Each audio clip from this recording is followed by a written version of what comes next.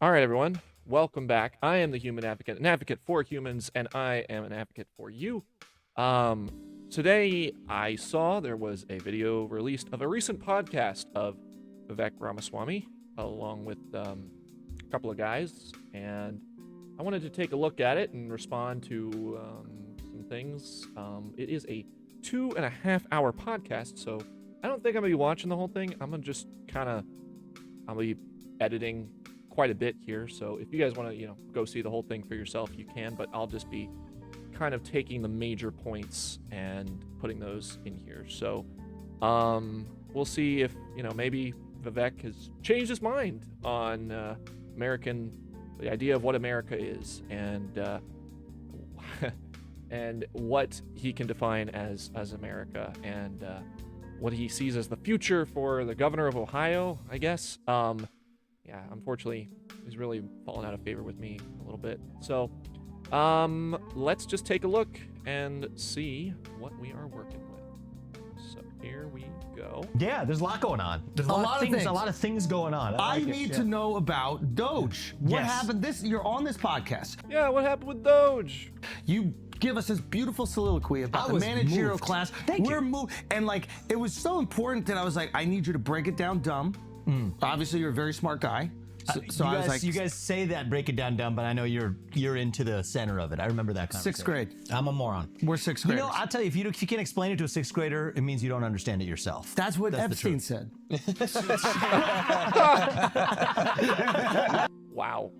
Wow, he is really getting ribbed here. Oh man, you deserve it, man. I mean, you deserve it, dude. Quick, okay. Get that ready. Okay, so Yeah, if you can't explain something to a sixth grader, okay, Mr. Ramaswamy, all right.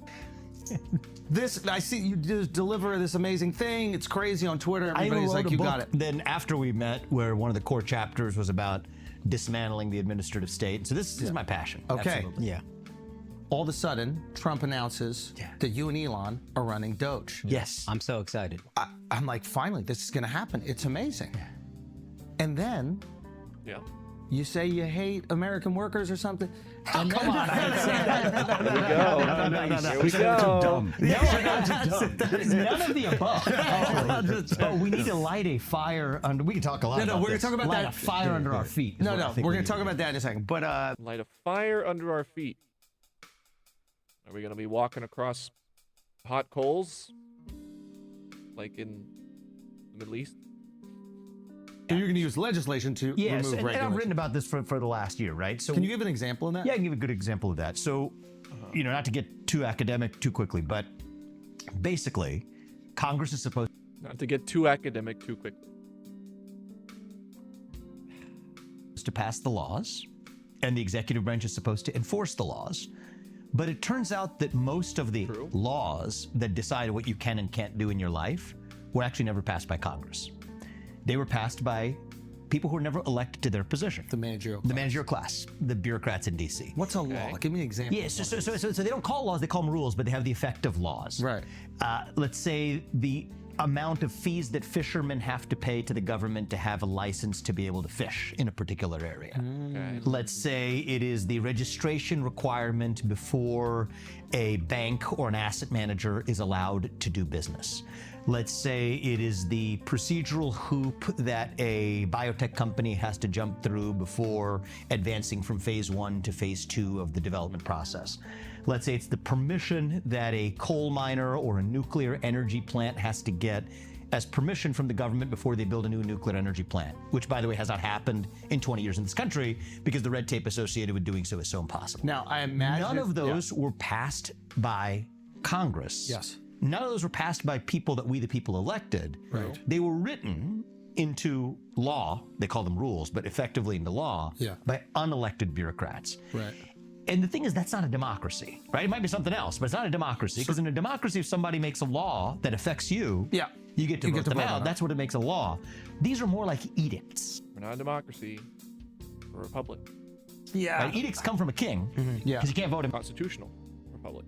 But yeah. Anyway. out. This doesn't come from a king, but it's a new kind of edict of a bureaucracy. So just so I can And so that understand, was the problem. you're not against regulation as long as it's decided by democratically elected officials. That's my most foundational principle. Not against regulation as long as it's decided by democratically elected officials. Yeah, I mean, I suppose that seems correct.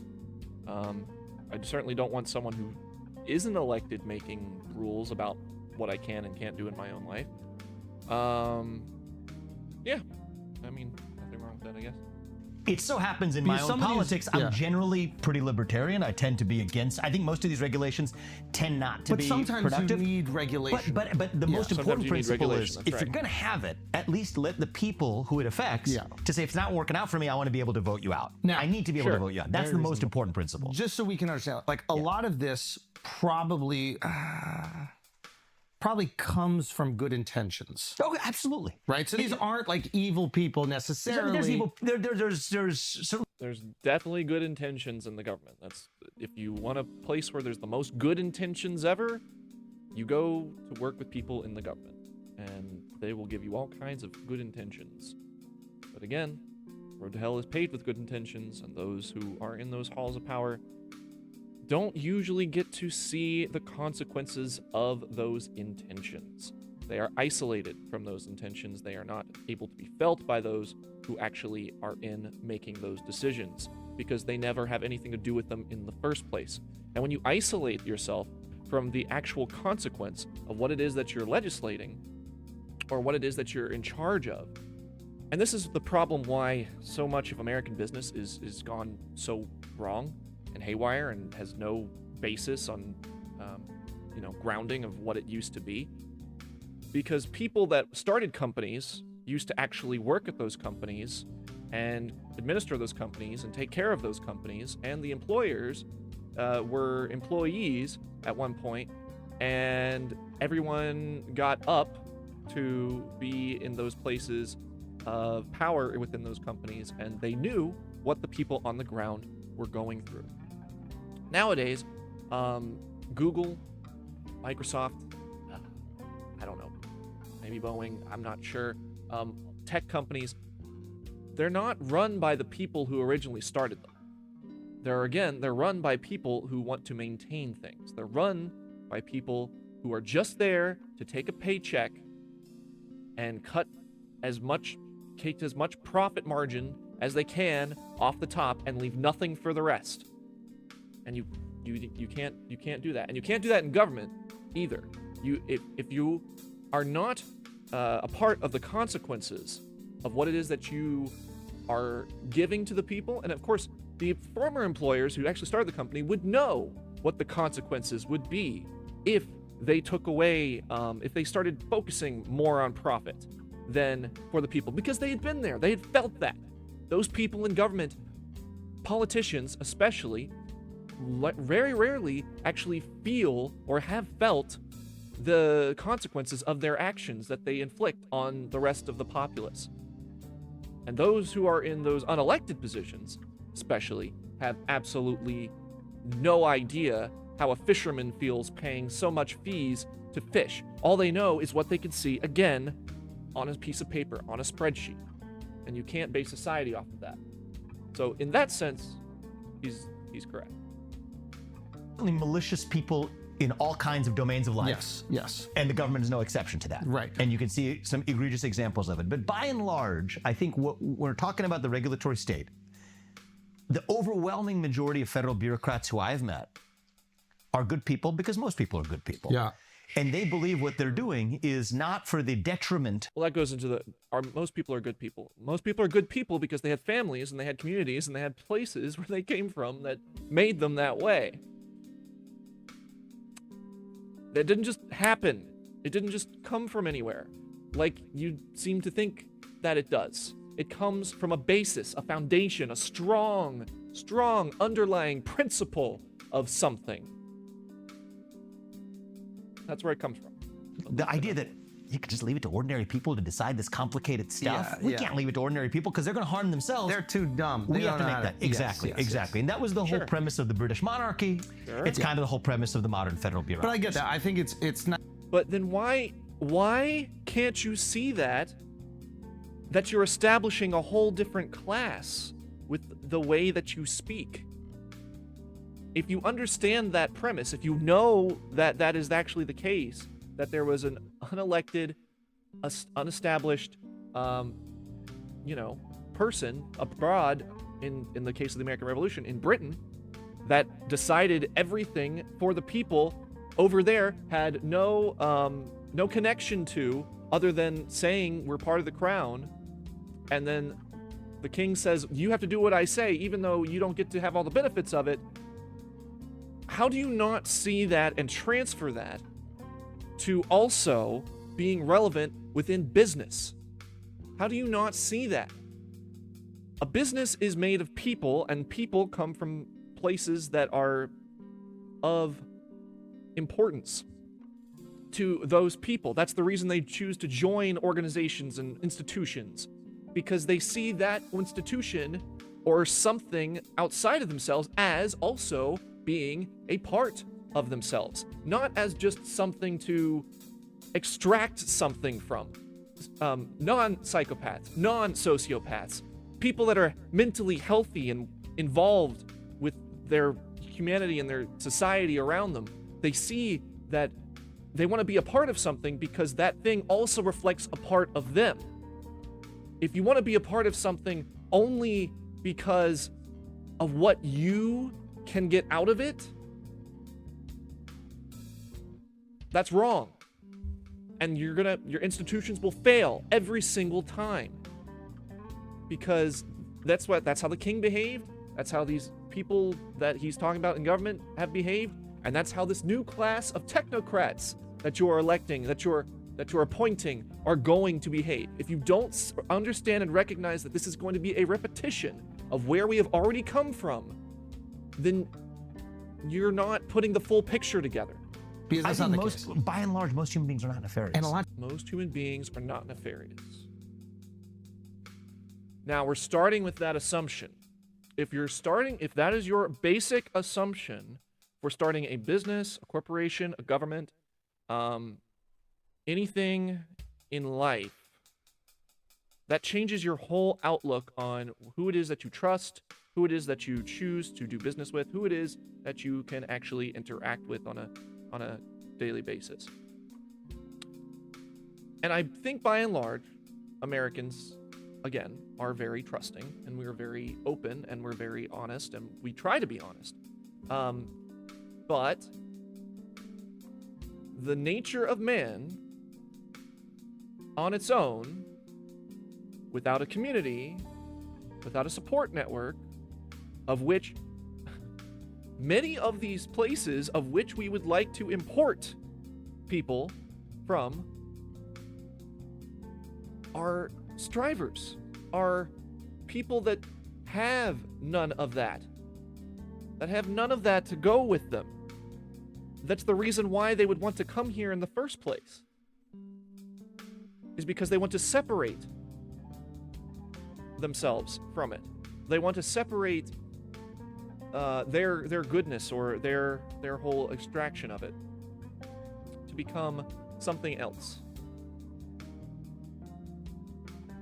But they also, in many cases, also want to support the old homes of where they came from. So, which is it? Like, are we escaping our natural, nefariousness of where we come from? Or are we trying to get to a place of everyone is being non-nefarious? In meritocracy world, non-nefariousness makes sense. Like, all human beings are out to do good and do the best they can, and that's that. But if you start from there are people with motives and schemes and have ideas that want to get over on other people, and because of that, we also have to be selective of the people that we allow into the United States, because we want there to be a high standard, and high standard doesn't just mean can you do the job? It also means, can you cooperate with your fellow human beings that happen to be around you? And do you want the benefit of those human beings as well? Can you leave behind the selfishness of what raised you? Probably why you came over here was because you wanted to be selfish in the first place.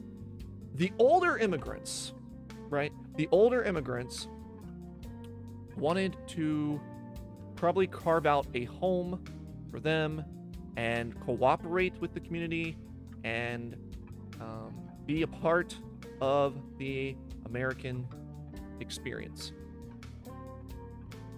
Newer immigrants are out to make some money, and to hell with America, to hell with any of the ideas of what it is to actually live here among the people.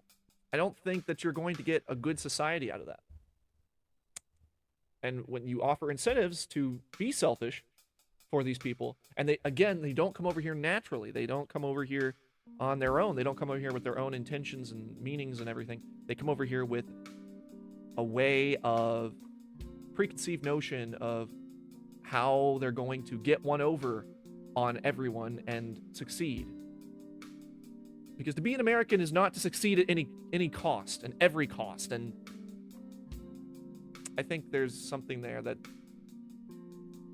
there's a limit, there's a standard, there's a something there that which we're not to cross. And immigrants of the newer generation cross it all the time. Yeah. Most human beings just respond to the incentives that they have while still in their heart of hearts believing that they're doing good. There you go. And there you go. And we have incentives that just have biased everything. If we want to make America the way it was originally designed, you get rid of these government incentives. You get rid of all government incentives. You get rid of visas. You get rid of immigration programs. You get rid of NGOs. You get rid of all these kinds of things that have just incentivized the cultural assault of what America is to become nothing. You get rid of those, and we can have an actual conversation about what you think meritocracy is. That's the way the federal So this bureaucracy is your works, idea for but it's too Doge, big. Yeah. right? Well, and we laid it out. So there was a Wall Street Journal op-ed that we co-authored. And I think that's why a lot of libertarianism is attractive. Actually, thinking about it now, a lot of libertarians probably believe in meritocracy. I know I did as a libertarian. I believe, like, well, if everyone's just meritorious, then, some people will thrive and other people won't, and there'll be charities, private charities that'll take care of people, and that those that don't succeed, and everything will be okay. The reality is that those people aren't going to be taken care of because they can't profit off of people that can't contribute. This is it. Merit without character. You can be an extremely high achieving individual and still have absolutely no character. You could, and that makes you a robot. That makes you a human robot. A robot of which, like imagine, I'm a high achieving math Olympiad champ. And I go in and my merit says, you deserve, all of this money, and you get to have this, $250,000 job and this apartment at this place. And your merit will still tell you, your pride will still tell you that you deserve every bit of that money. And that you have no reason to give it to anyone else because you think you have achieved so much. There is no reason to contribute or give to anyone else below you because you have earned it. And if you have earned it, if you have logically put yourself in this room, in this realm of like, I've earned this, I don't have to support you, I have nothing owed to you because I have earned it. It was all me, it was all my hard work, every piece of it. And you have nothing to want to give to your community, then the things that actually made you successful in the first place will fall by the wayside. Or there'll be even more people that think like you and even more contributing to the downfall of human society. Because you thought, because of your high achievement, because of your pride, that you don't have to give back. You do not have to recontribute to those who are below you. I still give to people if I see them and I think there's a good reason, that are in need, if I find them or if I come across them. And I'm not that rich. I'm not that wealthy, I'll tell you. I still think it's a good thing to do. I still think it's a positive thing. I still think it's, you know, maybe they got where they were in some way that I'll just, you know, I could never understand. But that doesn't mean I look down on you and I'm just like, you have no redeeming qualities and I've earned this money and I will take it and I will take it to my grave and I will take my merit and I'll take my everything with me until the day I die. No. Merit without character is worthless. Merit without character is a worthless concept because that just makes you a robot machine automaton of accomplishing things and caring for nothing. Very technology-focused approach, and that there's nobody better to take a technology-focused centric approach than Elon. And Right. by the way, we ended up having a pretty open discussion. And this is a problem I have again. A technologically approach for what? What is it? Because technology is a tool. Human beings are the users of those tools. And again, if we're creating a society that is merit-based and has no character, of which we can use the tools for, then it matters not how good the tool is. A man with a shovel can do one of two things. Can dig a hole or hit someone over the head. Well, I mean, there's multiple things you could do with it, but one is good and one is bad. What informs him on what he should do with it is the character, is the idea. Now, he may be the best person ever to be able to hit you over the head with a shovel. Like, he may be able to do it in 2 seconds flat. But he could also have the idea and then steal your wallet. But then he could also have the idea of digging holes and planting something in its place. And what informs the man of which is using the tool, of which is using the shovel, is character. Is the idea of character. Technology is as good as the person using it. And we as a society are dangerously drifting towards a point of having absolutely no character. Announcement will be coming of some kind in the next couple of weeks. Got it. But I will say that even some of the regulations you brought up, right? I don't even, if he wants to run for the governor of Ohio, I guess, there are worse things. But yeah, I don't think he should probably, at this point, have as much of a say in the current administration as we previously thought that he should. I'm not running example, that. I'm not running hypothetically that. or whatever. No, I would say Because I truly don't know what that means at I all. hear you. I think we're probably reaching the outer bounds of what I'm able to talk about. But stay tuned, and I'm rooting for success. Right? It's not my. I mean, I gave you what my outlook is. I don't know what that means. Again, I don't like that. I don't like not knowing what a technology-focused approach means because, again, if we're not at a level of being able to use the technology, then we don't need it. We're not there. We're not ready for it. I don't want those with no character using technologies we don't understand. So, there we go. If there's an opportunity to actually transform Ohio, but also to show what is possible to the rest of the country by standing for excellence, you need a mandate to do that. So you can't win by a little bit. You got to win by a lot. Yeah. And so I'm But how do you do that? You think you See, this is like a thing. You want to transform, I guess, the whole area of the Ohio River Valley into like a new Silicon Valley. I don't know. I feel like you might be losing the character of the place that you're trying to transform. So, not that wild about it, but I don't know. I guess it's a wait and see kind of thing. But at first hearing of that, I don't think I agree with it. Just AI like data get a sets. lot more H-1B visas in Roll Ohio. back. Yeah. Starts with rolling back the How do you do regulatory with these state. retard Americans, bro?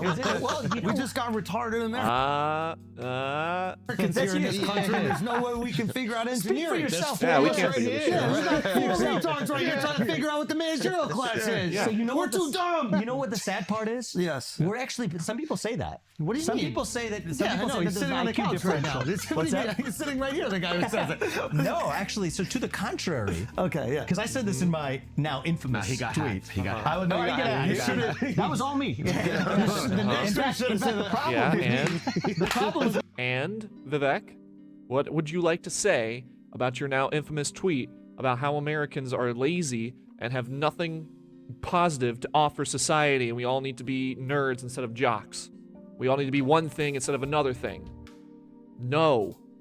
What are you going to tell us? with my tweets is nobody else reads them before I put them out. That is all me. Fire them off. And if I Ohio learn State's one in a thing, championship game, you're like, all right, when you whatever. have a busy year and you're on vacation with your family, Yeah. maybe put down the Twitter account for a little while. It's Oh, a where were good you on lesson. vacation? We're in TikTok Brazil. Jack, take You my were in phone. Brazil. We're in Brazil, and I was just like, you know You saw what? them work and you were like, nah, these motherfuckers. You was in Brazil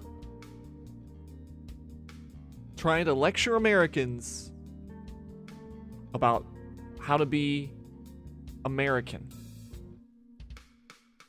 We see the problem here? Well, so the thing is, the thing that pissed me off Yeah. is actually a lot of people started saying the thing that you were saying, What'd which they is say? that actually there's some IQ differential in other countries versus the U.S. I don't think so. We Actually, got to be the smartest. I think that if anything, we are because we have a good selection bias of who comes here. Yeah, For the native best IQ, We have a good selection bias of who comes here. Not much anymore.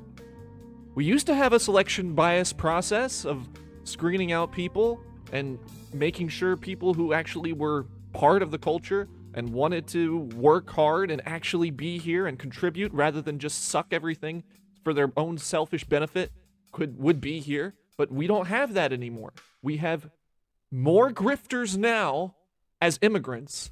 I would hazard a guess than at any other time in American history. If you were to take a percentage of the amount of grift of immigrants per decade or per generational immigration period, and you were to put it on a graph, I would almost guarantee you that with all the incentives and all the things that we've offered since probably the 70s, that we have had more grifters immigrants than we've had actually honest, hardworking people that want to live here, be part of the community. I would almost guarantee it. And I challenge anyone. I would welcome someone that finds those data points and could actually point me to them and show them and show me that the newer immigrants are not as grifting as the ones that came here previously when we had all those standards and social understandings. Because if you can do that, then I will concede. I will absolutely concede to that whole thing. But our social selection process has fallen by the wayside in order to provide financial incentives to people who would not make it on their own here anyway. there's a big problem. What? So if we have at least no less smart and probably smarter on average than most countries, if not all countries, because of the selection bias of who comes here. Yet in 8th grade, actually, let me ask you You're this. still saying it's the immigrants that come here let to me make ask. us smart. No, I mean then Yeah, here but for immigrants- generations.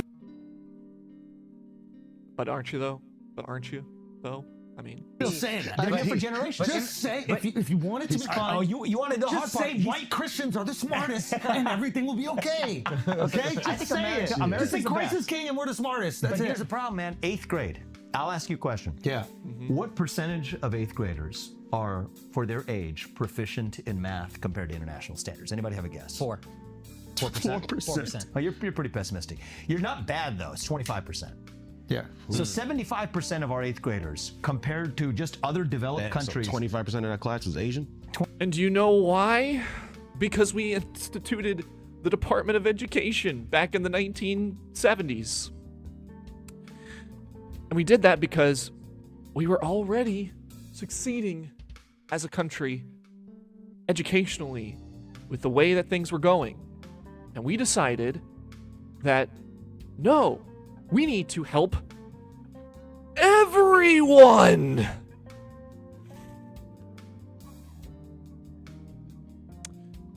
You can't do it. You can't help everyone. Doesn't matter the incentives, doesn't matter the programs, doesn't matter the governmental policy. You cannot help everyone. Some people will bite the hand that feeds.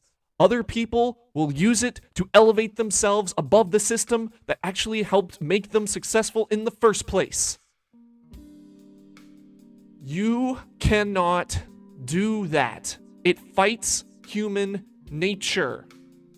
There are more people here that want to take advantage of things that have no character, that haven't been taught character, that haven't been taught when it is okay to do something and when it is not okay to do something, than we have ever had. And instituting the Department of Education has only decreased the standards, of which the original intention was to increase further standards and decrease them to a point of failure for our future generations. So what are you talking about? 25%? They didn't do the demographic breakdown. All right, so 25%. But I think that's a problem. So I think it is offensive for those other countries. for us to just say it's a problem for us No. that 25% are actually They math got proficient. 100% that can do math, and they're still poor? The other countries, Like, how you still in the third world and all of you know math? Apparently, math is unimportant. This is in the developed world, but You should be focusing on shooting the schools up or something that can make your country, the leader of the first world. This is what I'm getting from the data. I'm getting that math is not important at all to have the most powerful country in the world. I think that the question is whether we're going to have the most powerful country in the world, and that's what I'm worried about. So you can flex all you want, man. Don't make me go kangaroo on you right And now. I think that we are. I don't know if the he actually answered the greatest question. I don't think he did actually answer the question. Not to my satisfaction, certainly. I would say, probably what he's said there is more is just all this hopefulness of which, what is the standard of how are we backing this up? I'm not seeing that. I'm not understanding that. I'm really not getting it. Country known to the history. You want, man? Don't make me go kangaroo on you right And now. I think that What'd we you say? are the greatest country known to the history of mankind. I do, Okay. of course. But we have to have the humility to understand where we got to be better. The humility to understand when we have to be better. The humility to understand where we have to be better. In what way? In what way? That is a huge, huge thing that you've just said. If we need to be humble about where we are weak, then are we denigrating what made us where we are in the first place? If it involves detracting from what actually got us to the point of success, to pursue a different kind of success that is defined by someone else, that is not good. I won't be humble about not having a GDP stronger than that of China.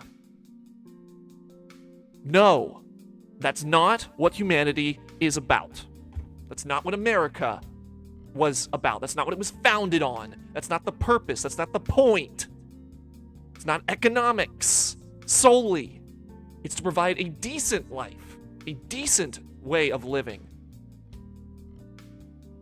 Not to just throw it all away and become economic units for excellence of another kind. And I don't think complacency is an option. And I don't think, look at the news of the day or the news of this week, right? You got new AI technology coming out of China that somehow takes everybody by surprise here, because with a lot less in computing power, they were smart in the way that they were able to use less computing power to still achieve a similar result. That's DeepSeek. We can have that discussion later. we're going to get our asses handed to us by China unless we get our act together and light a fire under the feet of our culture. I think that's a hard truth. No, I agree with that. I think, And we you know, might the need to- funny I thing think is- we might need to fuck them up right now. Well, Light the fire under the feet of our culture.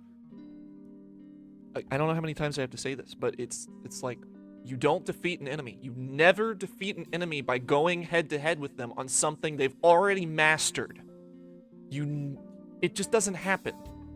No one is going to face America on the battlefield in a three-dimensional warfare with planes and tanks and military units and army men and the Navy and the Air Force and all of those physical instruments and technology that we have and go head to head. If you read The Art of War, that is not the way that you actually conquer or defeat an enemy. You always go around them in a way that they do not expect if you want to be successful in warfare. By challenging them in a way that makes us more similar to China in order to defeat them, makes us weak. Makes entirely everything that we were about weaker. Denigrates the culture and absolutely puts us at a disadvantage to contribute and compete with the rest of the world because we've lost the thing that got us to the point that made us good. We didn't continue. If we're deciding we're not going to continue with the success that we've already used to make us good, and we're going to continue in a different way of which India or China or Japan or Italy or Germany or some other country has made them successful, and we're not carving out our own path, then it's a failure. Entirely. Entirely a failure. We would call ourselves a failure. Because you can never be as good as someone who already started that same process, went down that same road, has less restrictions on all the things that they can do than you can. You have to outmaneuver, outcompete your opponent in different ways that are not the same as your opponent. That's the only way to be successful. Actually, I won't say it's the only way. I'll say, okay, maybe there are chances, there are times where you can compete on a head-to-head basis.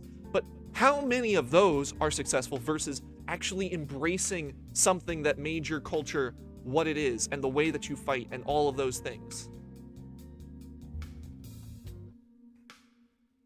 And then if you fight with that and you win with that, then that proves that your culture is superior.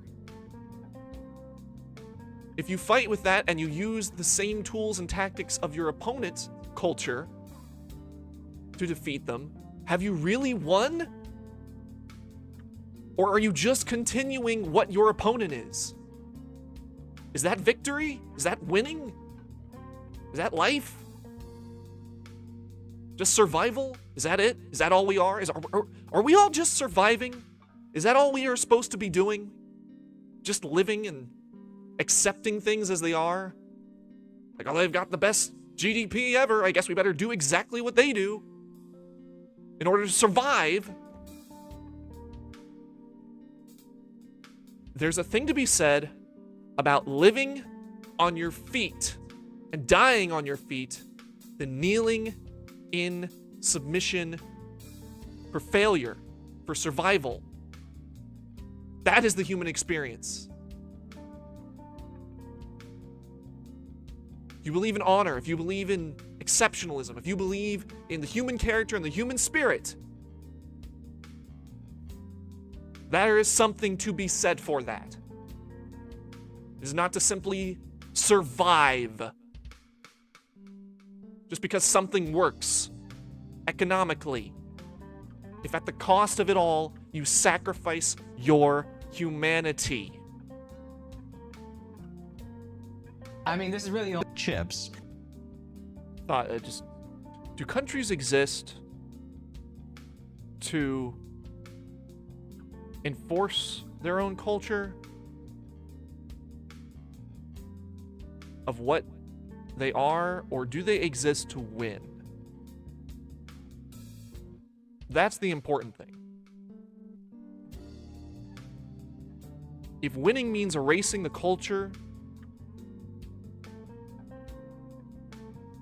it's not worth it. to their neighbors. Nah, this guy's crazy. We can't. He's saying nuke China. No, that's that's not what I'm saying. That's what General Douglas MacArthur wanted to do. Who knows if that would have actually worked? Probably not. But knowing what we know now about the 1950s and 60s, about the entrenchment of the military-industrial complex, there was probably some... I can't prove this. There's no way I could prove this. But there was probably something within the government that was like, that is against the interests of us. It's against the interests of our established class. That's what they would have said. They would have said that that what we are doing, not nuking China and showing them who's boss, and ending communism in China, as it should be, because it would have been a bulwark against Russia. So, but I would say there's probably an element within the U.S. government that was like, this is against the interests of us, the echelons of the government. And we don't care if this is in the interest of humanity and advancing goodness on Earth, ending communism. And if you think about it, if we would have nuked Mao Zedong, that would have been a far less toll than the communist purges of the all the campaigns of the Great Leap Forward and the purgings and the punishments and the misery that's been inflicted on China since.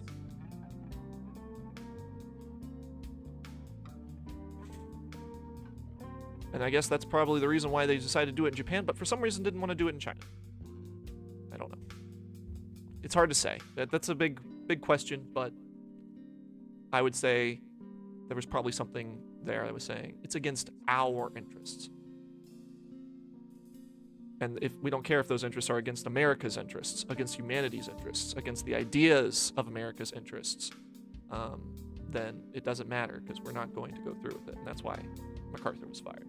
I'm implying it. How about just being better on our own terms? Right, it's a crazy idea. That's a crazy idea. I think that's I think the gap is too Better big. on our We own got terms. Okay. So now, tell me what that means. What does that mean? That's getting somewhere. Tell me what that means. at least They thought everybody. pull I'm yourself up talking by to everybody. bootstraps meant Timberlands. I think and they loved it. I think to puff our chests abroad, we all got to pull up our pants. Yeah, I agree. dude. All of To puff our chests abroad, we all have to pull up our pants. What is that? What does that even? We have to march in lockstep? We all have to be oriented toward the same exact thing? Where's the individuality? Where's the creation? Where's the difference of opinion? of us. Yeah, I agree. You know, it's like the whole pull up your pants thing. We all got to pull up our pants. Yeah. Pull 'em up. Okay, and we got to be serious about it. We got to balance our budget. We got to actually spend in accordance with what we actually bring in. We got to seal our border. We got to teach our kids how to do math and how to read and how to write. And I want excellence in every domain, by the way. I don't think we should be a country of only engineers. But if we want to be the country where we say companies hire American-born workers, that's what we all want, we got to ask ourselves at least a hard question. This is what people got upset about. And they may get upset about me saying it right now, but it's a question that you have to confront, which is, why are these companies choosing on their own to not hire as many American-born workers as we want? Could it be because they already have the in-group preference and they have the incentives in order to not hire American? Could that possibly have anything to do with the reason why businesses want to choose foreign-born workers? For people that they can easily exploit, easier than actual American citizens. Could that possibly have anything to do with what you are talking about, Vivek? Anything at all? No. We'll just ignore that. Push that under the rug. Yeah. It's a tough question, but we can't hide from asking that question if you care about this country. I care about this country too much to just ignore that question because that might be politically convenient. And by the way, the H-1B system, I hate doing this because it's so lame in sort of just repeating yourself. I've said it like 150 times in the last year. It is a broken system. It is flawed, yeah. No, it's not flawed. It is badly broken. Wait, why? Because there's all kinds of things that are messed up. Quickly about describe what it is. So in case it's people a aren't familiar. This is good. This is acceptable. This is a good thing. Why was that not? When you make such a declarative statement, and based on immigration, and the debate going on is about H-1Bs, and then you're not gonna even mention that the system is broken when you make your whole thing. That says to me that what you consider important and what you consider over anything is not the actual system that created the conditions that we're in. It's just to propagate your idea of what America should be without addressing systemic flaws.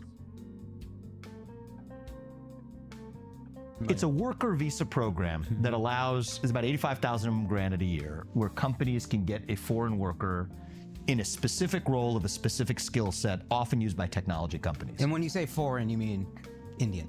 India is the *1 country that uses it. We got an H-1B here, don't we? I think you got China, you got other countries as well. Okay. I mean, you might. There's about 85,000 a year, but here's the deal with it. First of all, it's distributed by lottery. So my view is that colleges, they pick the very best, at least they think for their university. We're not individually picking, it's a lottery. That's number one. Number two is, if you work for a particular company with an H-1B, here's the big problem. You are like an indentured servant to that company. That's what I've because another company can't hire you, so the market's not really working. Okay. So I have for a long time. And you get underpaid, and I hate repeating myself, overworked. but You're constantly afraid of getting sent back, so they just take advantage of that. And then also you could argue that compresses American wages because that person can't be hired away, so the company has them under a barrel to pay them less. Yeah. There are rules to prevent that, but then companies may be abusing it and sidestepping those rules. And you're afraid to report it if you're... So it is not only a broken system, it is a deeply flawed system in its application. And I've said this 100 times, maybe 150 times in the last year. But assume we fix all of that. And by the way, I've got some out-of-the-box ideas for how to fix this. Okay. I'd say auction them off, Assume we fix all of that. Then what? actually. Make the companies pay for it. Get back to that. And by the way, use that money.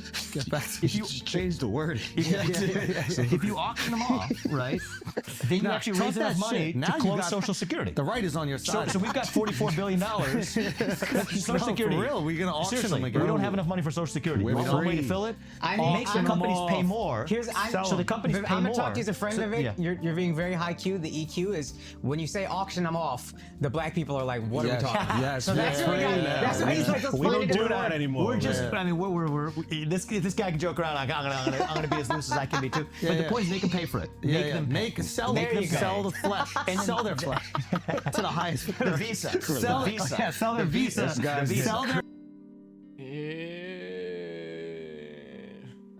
Is that what we want to? Are we trying to drift back towards money being the solution for everything, and character having absolutely nothing to do with the way society works? Is that the society that we want? Is that really a good path to go down without enforcing standards and norms? Just to have people that are just economically viable? visa to the highest bidder. And honestly, Flesh. Sell the visa to the highest bidder. Sell the visa to the highest bidder. Take their flesh and sell it. Fucking Pay it to the Elon's United coming out States. on that Pay side of the shit to couch. United States. Yeah. pay it to America, right? So you want Yeah, to make I America agree. great? We got a Social Security gap. Yeah. Close the Social Security gap by saying that if a company wants to hire somebody with the equivalent of a new H-1B system, make them actually pay. So there's a higher barrier to hire that foreign-born worker. Yeah. But the company will pay whatever it's worth to them to do it. And by the way, when they do it, they shouldn't be indentured servants of that company. They can work at a different company. work freely. That's a pretty efficient approach, and it could actually use to, close the Social Security trust fund gap or anything It else. sounds to me right But now. those a are good idea. wonky policy solutions. But the deeper question, though, because everyone likes to go there. I agree. No, this is and get good. to the hard question. Let's say even after you have that system, Yeah, we want this to be the country where the greatest things come out of our own homeland. I agree. So the question to ask, the hard question is, Why? Do we empower the people that live here to actually pursue their lives to the fullest extent actually possible? Or do we encourage the rest of the world to come here and just take everything we have and ship it back to their own places? That's the question. When given the choice, are companies not making? Because if they don't want to contribute, they're leeches. Sorry. Sorry if that hurts. Sorry if that's a word that you dislike. You don't get to just come here, take everything, all the benefits, and then ship it back home. The choice. Yeah. That was not a cool thing to do when I started doing it, because I don't think that victimhood culture is good for black people. I don't think it's good for white people. I don't think it's good for any American. No, I don't think any white person is okay with victim culture, as Vivek is terming it here. The problem I think white America has is being told that we're worthless and that we have to be replaced. That is the problem. You haven't even tried. You haven't even given us the chance. And you have to wonder why they don't want to give us the chance. Because there's some underlying goal there. There's something else going on. If you're not going to give us the chance, and you're not, as it seems, what else do we ascribe to the possibility of not giving us a chance to even compete, to even try? What else do we ascribe? Besides malice, besides ill intent, besides a desire to replace. You need to give us the fighting chance before you make these types of things. American people, I don't think victimhood culture lifts us up. We're victors, not victims. That's who we are. Yeah, You sure. are lying. But I apply that principle across the board in America, that all of us, not pointing the finger at anybody else, includes looking in the mirror myself as a guy who's raising kids in this country, Yeah. that I worry about, and I see how hard that is. I want all of us to create a country where those kids still grow up in a country where excellence is the priority. I just don't know. I just don't. Again, I think you're trying to get something out of people that might be your ideal or might be your desire. But that would require every human being at that level of wanting to pursue that excellence. And that also implies that those who don't pursue excellence are meant to be left out from society. Those who are not the best are meant to be disposed of, put to the wayside, gotten rid of, ignored, destroyed, in worst cases. America was not about, doing that. We are built on community and forging bonds and helping each other. It doesn't matter the status. It was never meant to be this class divide of rich and poor, as the British were. It became that way following the industrialization of the 1860s. We're not meant to just forget each other because one person is excellent and then we can ignore the rest. He hasn't addressed that. Where we pursue excellence. We don't penalize somebody for being a striver, right? That has a negative connotation to it today. We don't penalize someone for being a striver. No, we don't penalize people for being strivers. We don't penalize people for wanting to go above and beyond. Maybe we have done that in this country's history. We have done that probably since the 60s. Yeah, I would agree. You bound people, some people, and then you unbound others. So you have to be willing to take off all bounds on everyone if that's what you truly desire. Today. Our country was built on hard workers and strivers in whatever domain. We also shouldn't be. Hard workers and strivers. I mean, the founders, again, had a balanced outlook on things. They were academics, but they were also farmers, but they were also they had businesses. They were thought leaders. They were lecturers. They were lawyers. They were. They could, just as easily do probably push-ups or something like that. Then they could write a treatise on the nature of man. It wasn't all devoted to one area of the human realm.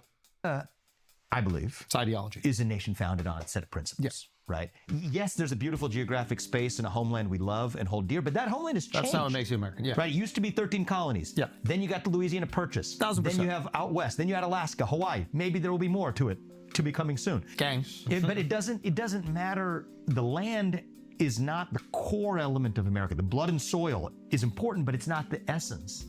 The essence is what are the ideals that bind us together across those otherwise geographically diverse and expansive.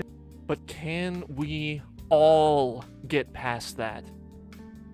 Can we all? Can everyone? Is the nature of humanity, every single person on this earth, able to get past that? If they can't get past that, what does that make them? What does that make them? Because there are many people from outside of this country that would like to be in this country that have no claim to the soil or their history or their heritage and simply want to dominate. Because that is the nature of where they originated from. They haven't forgotten all of those things that made them and their countries the ways that they are. And then they say we should just accept the way all other countries behave without actually enforcing any of our ideals upon them. Again, this is not nebulousness. This is not something that you can just say and just expect people to be like, I'm on board with that 100%. You have to be able to comprehend and conceptualize and understand how you feel or what someone else feels when you do something to them, and how someone would feel if they did that same thing to you. Many people can't do that. They can't conceptualize what did you have for breakfast. They can't conceptualize an apple in 5 dimensions or 3 dimensions in their head.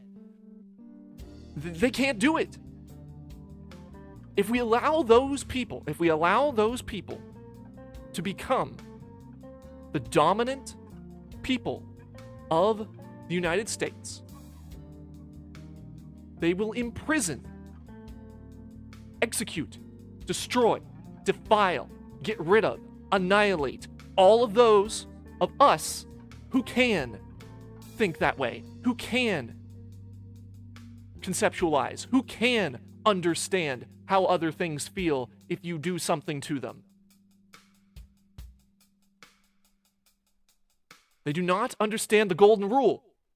Many people around the world, unfortunately, don't understand the golden rule. The golden rule. Treat others as if you wish to be treated. Golden rule. Why is it the golden rule? Because if everyone followed it, everything be fucking perfect. But the nature of humanity does not allow for that, because we are all different. We all have different places and origins and conceptualizations of where we come from. You can't just put this on someone and say, you're an American. If you don't believe in the golden rule, you can't be an American. That's the whole reason that America exists. The whole reason we've gotten to this point is because we wanted to be treated as we wanted to be treated as equals. We wanted to be treated as people that were not just below something or below someone. We wanted to be treated as equals. Can everyone on this earth treat everyone else as equals? It doesn't seem so if you look at the statistical data. And we are the ones, unfortunately, that have tried it and have failed to actually enforce and make that become the dominant ideological thinking. And we will end up getting trampled for it if we don't stop this destructive altruism of which we've become possessed by. Goodness is good because we cast out evil. No, the whole thing is just, it's good white Christian Americans don't like a brown guy holding the mirror up to their face. That's what this is all about. Don't you dare talk about my like, that's what it is. It's all white Christians holding up, because of a black man holding up a mirror, or a different colored skinned person holding up a mirror to white Christian Americans. Again, I'm going to say this. Give us the chance. Give us the ability. Give us the possibility of having community and group preference. Give us that. Then you can say whatever you want. You can say whatever you want after that point. But until that point, you can't say anything. You are not allowed to say anything. Your words are false. If you do speak, they're false words because you've not given the chance. How do you overcome that? And I would listen, this is a beautiful moment to speak to your ideals and what you believe in. And I love those ideals. However, this is a practical problem that you will have to overcome. So I Can you think just that- do that with ideals? So I think here's what I believe in. This is a practical problem that you just can't overcome with ideals.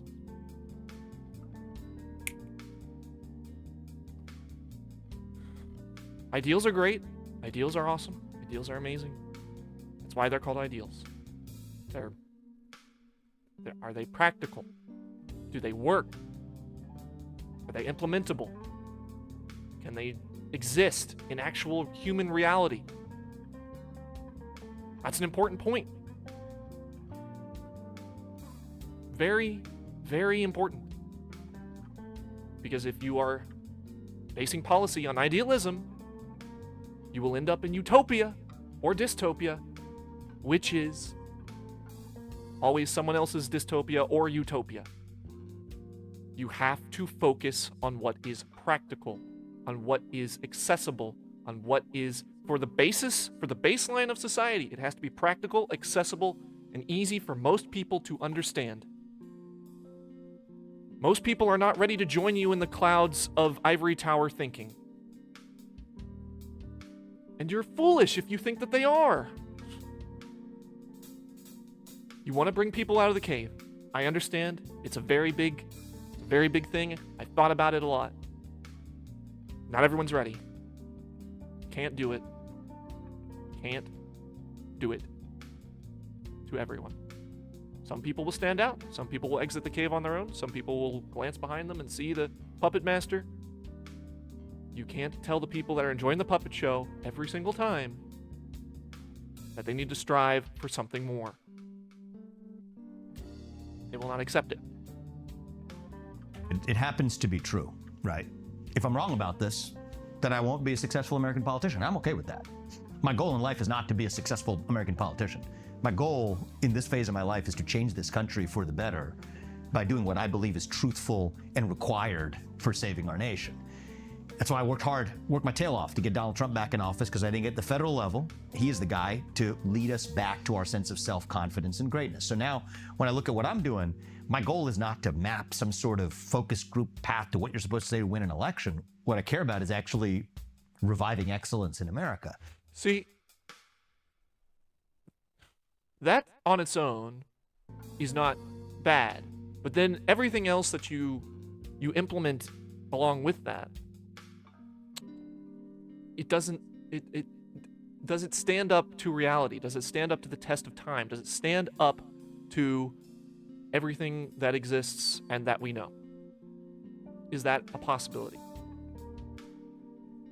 Statistics can be defied, and that's true.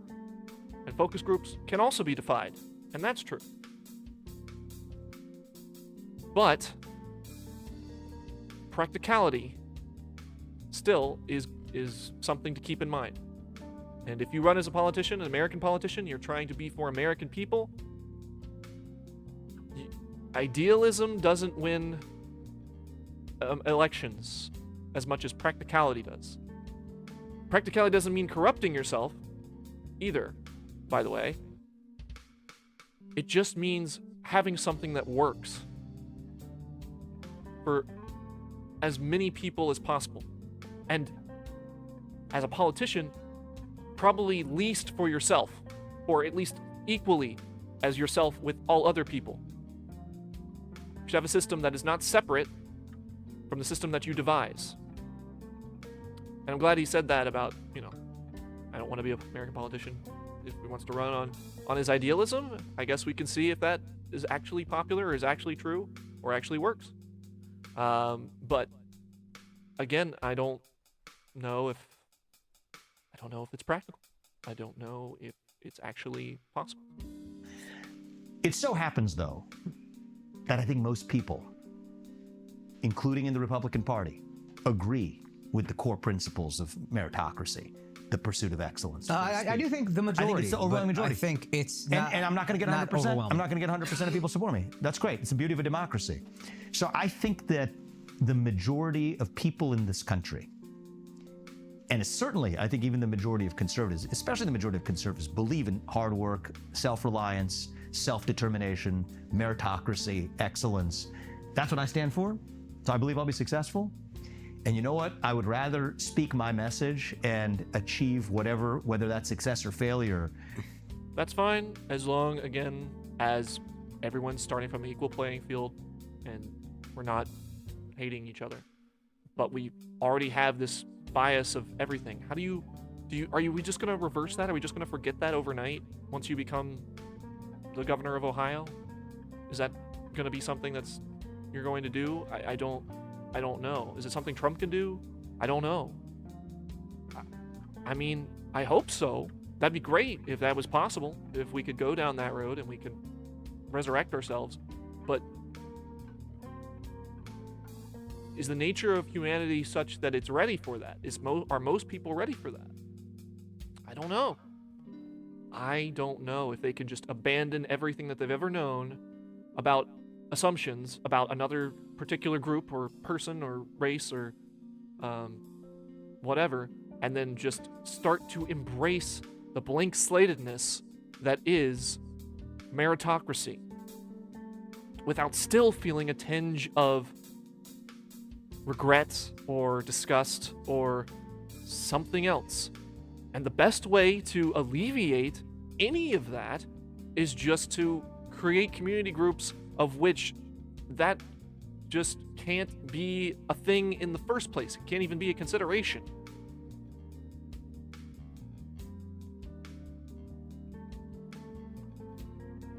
You don't want to start out with lots and lots of chips in the ideological framework. You want to hold the framework to be as secure as possible, practically, in order for it to work. The surprises. So I think there's a couple things going on there. Yeah. The online world is not the real world. I think the other thing That's is true. you look at actually real people in 3D. True, I will say that. The online world is not the real world. So, that's true.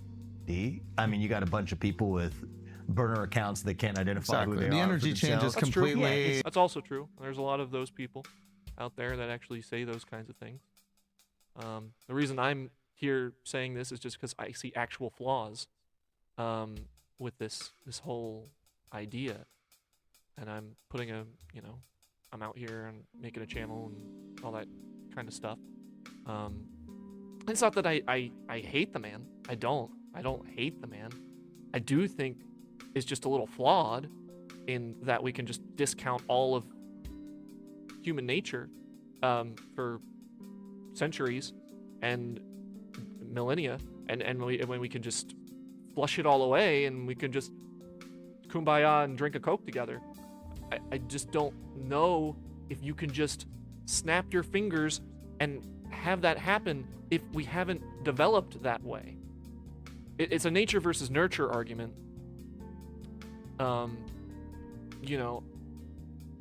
Everyone, of course, has their initial assumptions of everyone else, and that's fine, and that's okay. and I've said this before, but what matters is, do those people disprove or improve upon those general definitions?